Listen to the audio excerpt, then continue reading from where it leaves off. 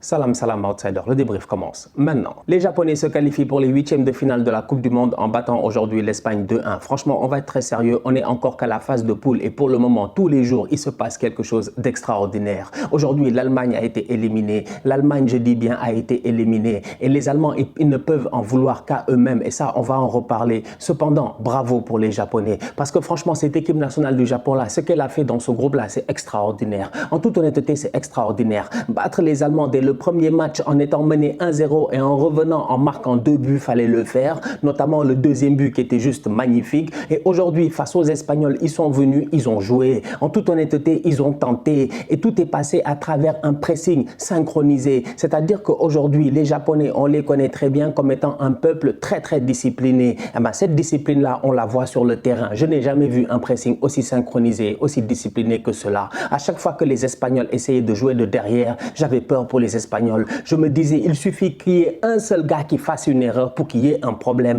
Et c'est exactement ça qui s'est passé en début de deuxième mi-temps. On est rentré, on est revenu de la mi-temps. Les Japonais ont mis le pressing très haut. Unai Simon a joué avec le feu. Le Japonais l'a touché un tout petit peu, si je ne me trompe pas, sur son dégagement. Le dégagement est récupéré par les Japonais. La frappe qui s'ensuit est juste magnifique. En toute honnêteté, le Japon mérite largement sa qualification.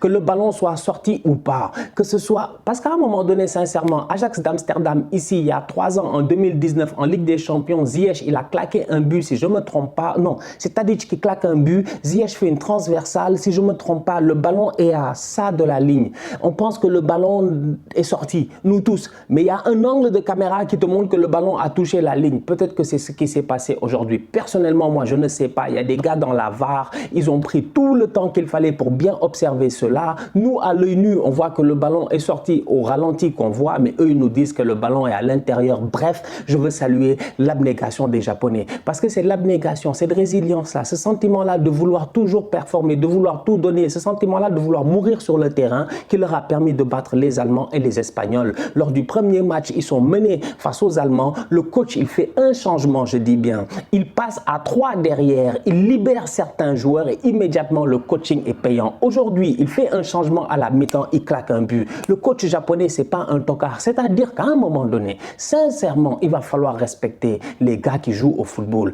Dans cette compétition, on a vu des équipes qui étaient très nulles. Cependant, il y en a d'autres qu'on a peut-être sous-estimées, mais il ne fallait pas les sous-estimer. Les Japonais, chaque Coupe du Monde, ils sont là. Déjà, eux, chaque Coupe du Monde, ils sont là. Eux, ils ont fait chaque Coupe du Monde, ils sont là. La dernière fois, ils sont sortis du groupe. Oui, c'était le fair play face au Sénégal. Cependant, c'est pas comme si ils avaient démérité. Aujourd'hui, ils arrivent, ils sont dans le groupe de la mort, ils finissent premiers.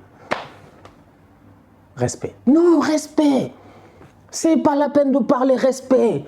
Mais le boy japonais là, lui, il a cru que le ballon n'allait pas sortir. Il est allé jusqu'au bout de l'action pour aller récupérer ce ballon-là, pour le remettre en jeu. Pendant ce temps-là, tout le monde dans la défense espagnole se disait que le ballon va sortir. Ce sentiment-là de vouloir aller jusqu'au bout, j'ai jamais vu ça. C'est exceptionnel, c'est exceptionnel. Ferran Torres qui doit claquer une reprise de volée à bout portant. Yoshida vient à la dernière minute, bah, il sort le ballon, capitaine. Franchement, une top performance de la part du Japon. Une équipe très disciplinée, une équipe avec des joueurs qui sont talentueux et une équipe qui, physiquement, tu as l'impression qu'ils n'ont pas le gabarit, mais ils tiennent le choc. Franchement, bravo, bravo. Bravo. Les Espagnols peuvent souffler tout simplement parce qu'ils ont réussi à claquer 7 buts au Costa Rica lors du premier match. S'ils n'avaient pas eu un bon goal average, aujourd'hui, ils auraient été éliminés. Le Costa Rica, de son côté, à un moment donné, ils étaient qualifiés. Ils étaient à ça de l'exploit. Malheureusement, la différence est aussi faite sur le terrain par rapport au talent. Les Espagnols, à mon humble avis, sincèrement, ça doit être une leçon pour Luis Enrique. Son football, il est très bon, il n'y a pas de problème. En termes de possession, ils nous ont énormément bluffé depuis le début de la compétition. On le voit, on sait ce qu'ils savent faire. Cependant, c'est une équipe qui fonctionne, encore une fois, comme j'ai eu l'occasion de le dire par rapport à l'Angleterre, des fois ça fonctionne beaucoup à, comment ça s'appelle, à la confiance. Ça fonctionne à la confiance. Les gars sont dans un bon mood, ils sont en confiance, ils viennent, ils marchent sur toi. Mais dès que tu commences à toucher un tout petit peu leur confiance, dès que tu commences à les faire douter, c'est foutu. Et aujourd'hui, les Espagnols, à un moment donné, face aux Japonais, ils ont commencé à douter. Et dès qu'ils commencent à douter, ils ne posent plus le ballon en jeu. À mon humble avis, quand l'Espagne commence à jouer et que le ballon ballon en possession espagnole et trop souvent en l'air, il y a un problème.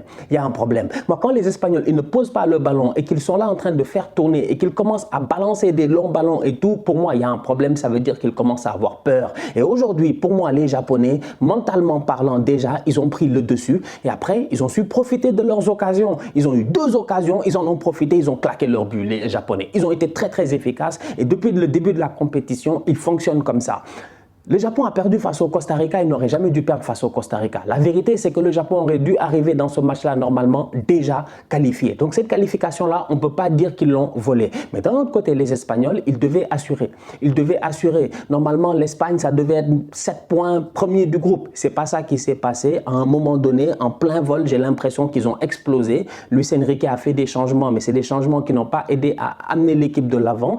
Et derrière, à un moment donné, sous pression, tu peines. Donc ces Espagnols-là doivent faire attention, ils sont maintenant de l'autre côté. Ils vont jouer face au Maroc. C'est derby de la Méditerranée, je ne sais pas, derby de Gibraltar, je ne sais pas, franchement c'est chaud, c'est chaud. Maroc-Espagne, c'est très très chaud et l'Espagne se retrouve maintenant du côté de la France, l'Angleterre, le Sénégal, tout ça, bref, le côté de la galère.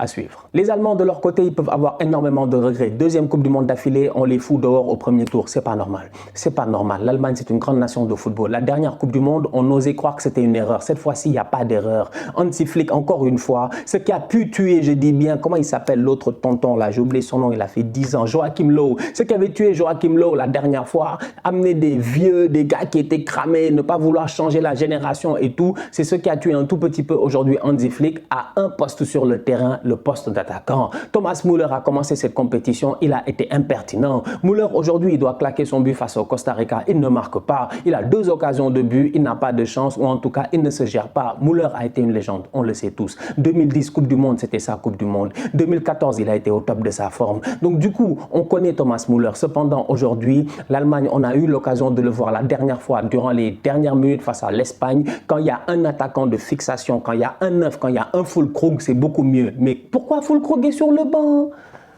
en début de compétition? Je suis désolé. Le premier match face au Japon, ils doivent le gagner. Ils doivent le gagner. Ils ont raté beaucoup d'occasions. Ils doivent le gagner. Le deuxième match face à l'Allemagne, peut-être que face à l'Espagne, peut-être que s'il met un attaquant au début, peut-être qu'il surprend les Espagnols, qui sait. Aujourd'hui, il claque ses buts et tout, mais il faut que Füllkrug rentre, Havertz rentre pour que les gars commencent à vraiment être prolifiques offensivement. Pour moi, Hansi Flick est fautif.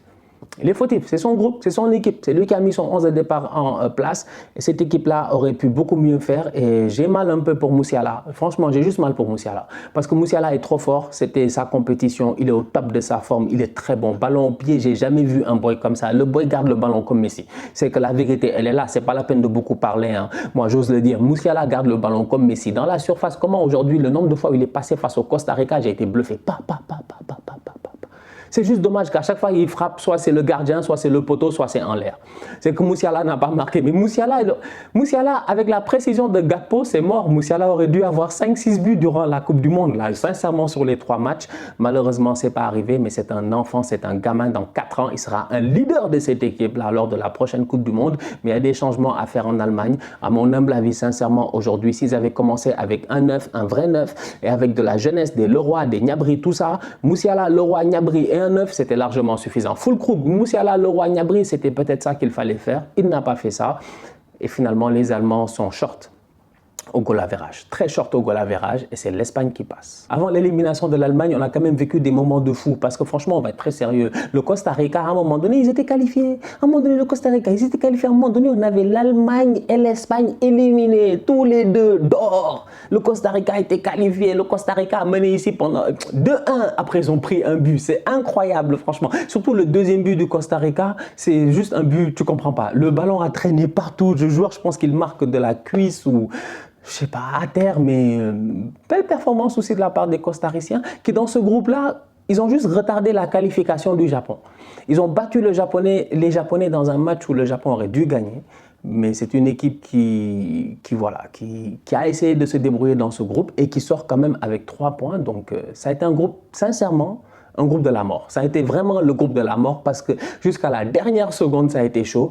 Et finalement, c'est les Allemands et les Costariciens qui sortent. Belle rentrée de la part de Kai Havertz. Il avait été titulaire lors du premier match, si je ne me trompe pas. Finalement, après, il va sur le banc. Aujourd'hui, il rentre, il marque 2 buts. Voilà peut-être cette jeunesse-là dont on parle au niveau de l'Allemagne. Bref, franchement, l'Allemagne, c'est une grande nation de football et ce qui se passe en ce moment, c'est pas normal. Et si je ne me trompe pas, le prochain Euro, c'est chez eux en 2024. Il va falloir que les Allemands se régénèrent très très vite parce qu'à domicile, s'ils sortent ce genre de performance-là, ça va être un fiasco. Ils n'ont pas ce droit-là, mais ça montre aussi à quel point le football aujourd'hui il a évolué. Il n'y a plus de petites équipes. Voilà, aujourd'hui, on est en Coupe du Monde. Tu as 2 nations africaines pour le moment qui sont en 8e de finale et tu as le Japon qui est qualifié et l'Australie qui est qualifiée. Donc, tu as 2 nations asiatiques aussi qui sont qualifiées en 8e de finale. Donc, ça montre à quel point il y a quand même une évolution. Donc, aujourd'hui, moi, je pense qu'on devrait même militer pour plus d'équitabilité. C'est-à-dire que les Européens, si c'est pour venir et sortir au premier tour, pardonnez-nous, mais vos 14 places là ou vos 13 places, faut en laisser 2-3 là. Faut en laisser 2-3, franchement. Rajoutez un à l'Afrique, rajoutez un à l'Asie. Si on était resté dans un format à 32, maintenant, même dans un format à 48, je demande une équitabilité. Que chaque continent ait le même nombre d'équipes. C'est pour dire, je pense que le niveau est élevé et maintenant tout le monde sait jouer au football. La vérité elle est là, tout le monde sait jouer au football, sauf le Qatar, mais ils ont des efforts à faire eux aussi.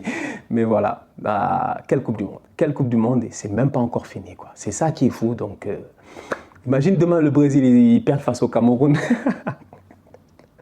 La famille, on se capte très bientôt pour un nouveau débrief. D'ici là, on continue à liker, on continue à partager, on s'abonne, on s'abonne, on s'abonne. On est ensemble, on reste en santé, c'est le plus important. Tous outsiders.